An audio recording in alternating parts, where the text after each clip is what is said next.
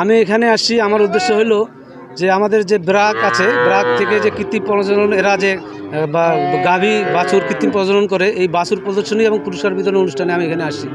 মূলত আমার উদ্দেশ্য আসা হলো যে আমাদের যে আমরা কৃষক যারা আমরা খামার করি, গরুর খামার করি, গাভী পুষি, আমাদের এই যে গাভী পুষতে অনেক সমস্যার সম্মুখীন হয়।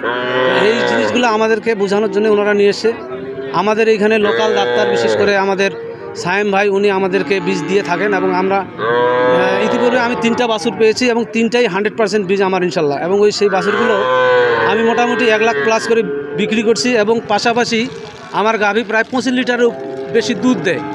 আর আমি এই দুধ প্রতিদিন পার ডে বিক্রি করি গোয়ালের মাধ্যমে এবং সেইখান থেকে আমি আমার নিজেরও সংসারে কিছু আয় হয়, পাশাপাশি আমি গরু খাওয়ারও দিতে পারি। মোহাম্মদ জুলফিকার আলী,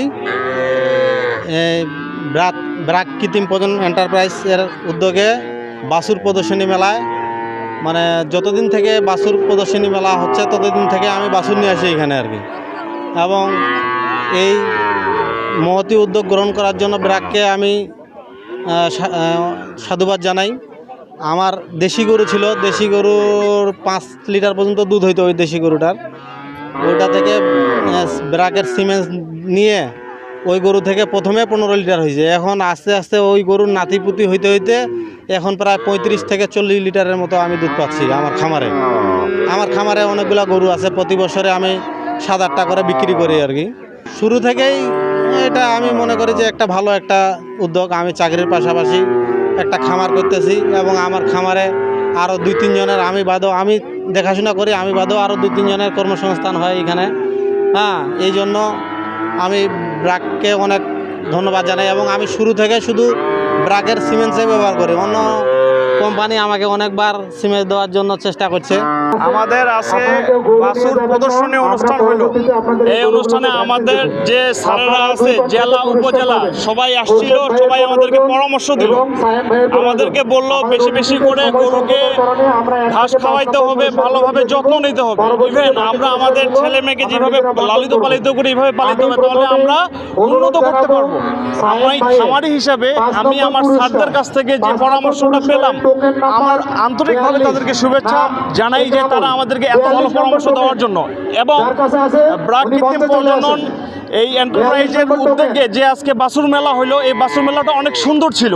আশাবাদী আমি সবসময় প্রতি বছরই ওনারা আরও ভালো উদ্যোগ নিয়ে আরও ভালোভাবে আমাদের যারা খামারি আছে আমাদেরকে আরও ভালো শিক্ষা দিবে। ব্রাক কৃত্রিম প্রজনন এন্টারপ্রাইজ কর্তৃক আয়োজিত উন্নত মানের বাছুর প্রদর্শনী অনুষ্ঠানে এই ফাঁসিলিয়াডাঙ্গা দিনাজপুরে আজকের অনুষ্ঠানে সব খামারিদের আমি শুভেচ্ছা এবং আন্তরিকভাবে অভিনন্দন জানাচ্ছি।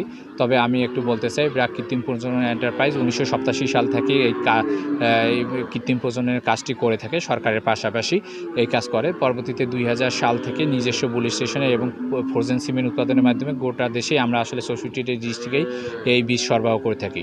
তার ধারাবাহিকতায় 2017 সাল থেকে ব্রাক কৃত্রিম প্রজনন এন্টারপ্রাইজ সারা দেশব্যাপী এই বাছুর প্রদর্শনী প্রতিযোগিতা ও পুরস্কার বিতরণ অনুষ্ঠানটি করে থাকে, যাতে ভালো জাতের ভবিষ্যৎ গড়ে, এই স্লোগানে এই বছর চলতেছে। তো এই অনুষ্ঠানের মাধ্যমে আমরা এখানে 150 জন খামারিকে আহ্বান করছি, যারা আসলে উন্নত জাতের বাছুর নিয়ে আসবে।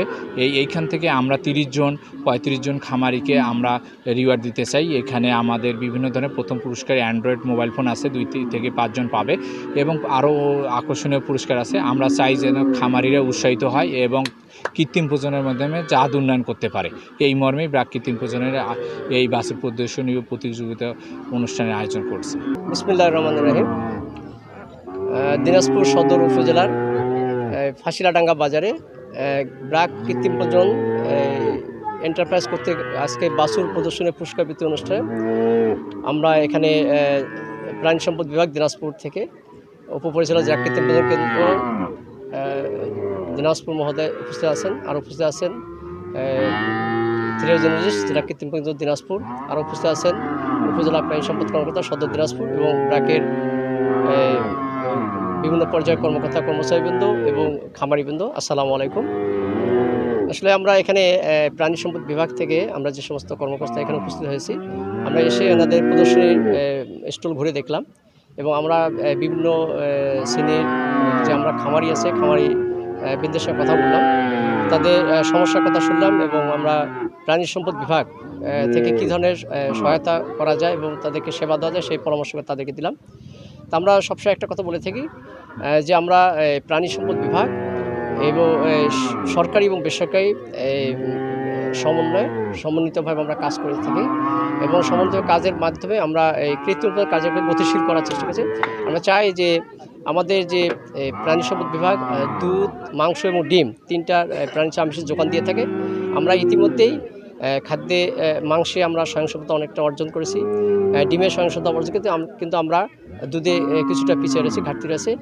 এই দুধ ঘাটতি মেটানোর জন্য আমরা সরকারি বেসরকারি চেষ্টা করে যাচ্ছি।